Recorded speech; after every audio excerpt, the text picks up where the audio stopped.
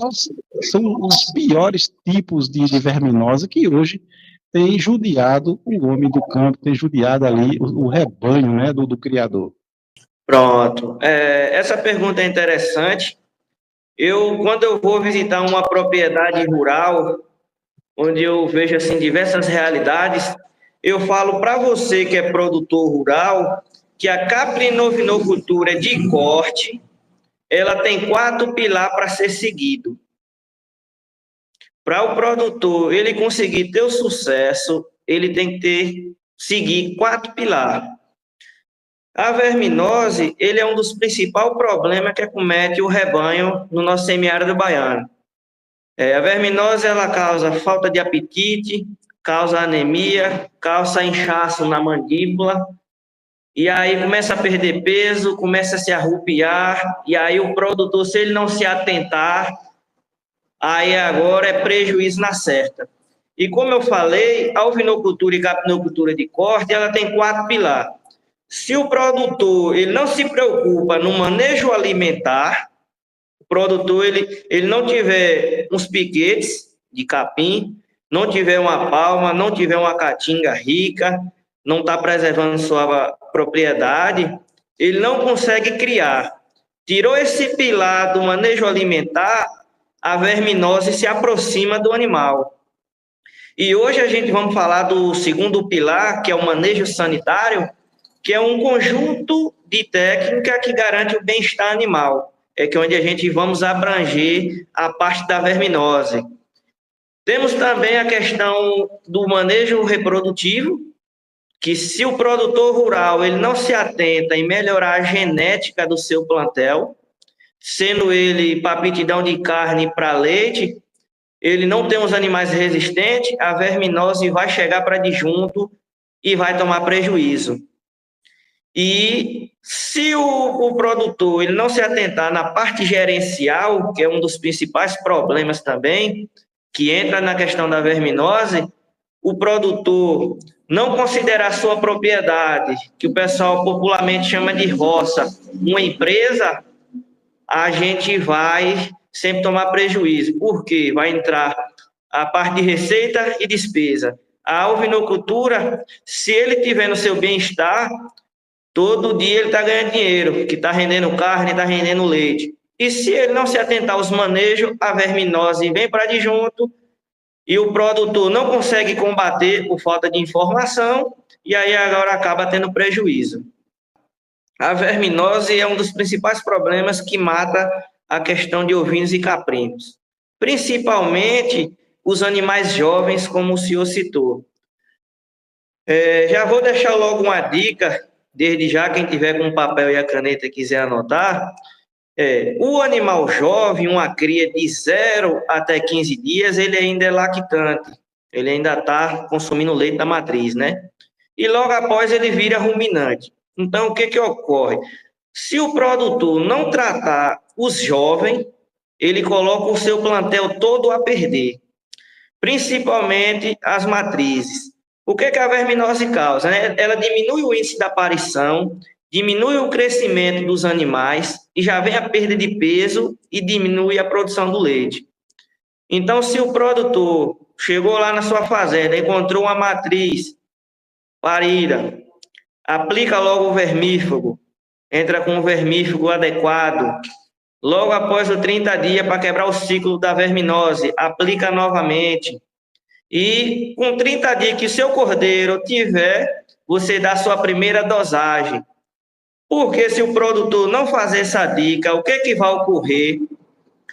Os mais novos, ele vai ficar logo com aquela barriga inchada, que o senhor está falando, vai começar a produzir uma carga parasitária muito grande. As matrizes, como está em período de lactação, ela está mais suscetível à verminose. Então, o que ocorre? Como ela está mais suscetível, o leite é feito de quê? É feito de sangue. Então, a partir do momento que o cordeiro está consumindo, ela está fracando. Aí entra a questão lá do pilar. Se o produtor não alimentar da forma correta, a carga parasitária vai vir, e vai vir com vontade. E aí vai ter custo com tratamento, e aí começa o número de mortes no seu rebanho. Quanto tempo após, por exemplo, uma matriz, vou lhe falar na linguagem clara, após ela parir, né? Quanto tempo pode permanecer o cabritinho ali, né, mamando? Tem um tempo determinado ou não, até mesmo para a saúde desse animal? Para realizar o desmame, Isso. ó, os produtores rurais conseguiam uma forma precoce, ele tem que fazer o zelo inicial, que para a gente a palavra técnica é creep feed. O creep feed, você produtor rural que está nos assistindo, é o zelo inicial, onde a partir de 15 dias o cordeiro e o cabrito ele começa a comer, a babatar alguma coisa. Se você faz uma área específica para ele zelar, ele consegue ganhar peso logo e alivia mais a questão da matriz. Dependendo de raça, você consegue fazer o desmame com 90 a 120 dias.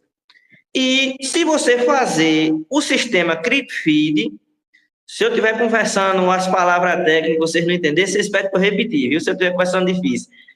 Se você fazer o creep feed, você consegue de 90 a 120 dias. O ganho de peso aumenta.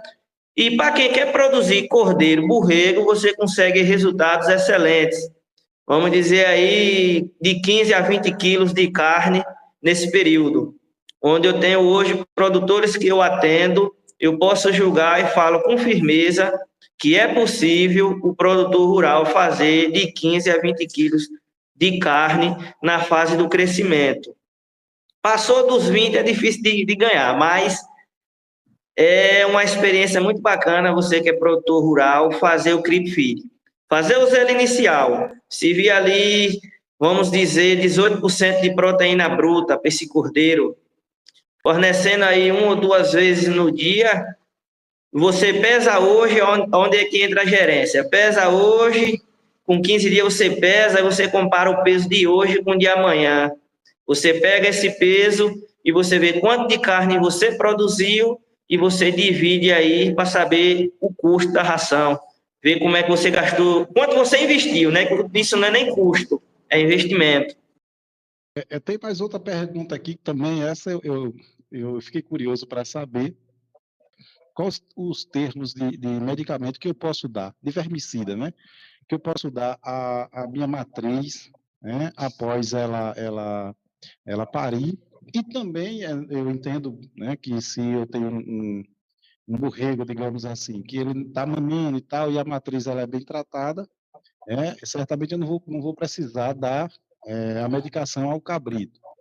Mas a matriz, que tipo de medicação eu posso estar aplicando na minha matriz? É uma pergunta assim, não tem receita de bolo. Cada realidade é uma realidade, né? Você chega em uma propriedade, eu como profissional, os produtores que eu atendo, eu recomendo logo fazer um exame chamado OPG, que a partir do momento que você pega umas gramas de fezes e manda para um laboratório, para o meu ou de alguma outra pessoa, você consegue saber quais são os parasitas existentes em sua propriedade. E sabe uma das coisas que eu mais vejo quando eu vou fazer visita, que o produtor faz e ele pensa que está certo, é fazer o uso indiscriminado dos antihelmíticos.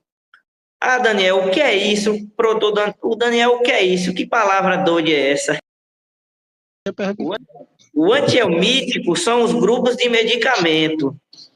Porém, quando eu vejo nas propriedades, eu vejo o pessoal fazer o uso indevido. Como assim? Fazer logo uma dosagem a mais, uma dosagem a menos.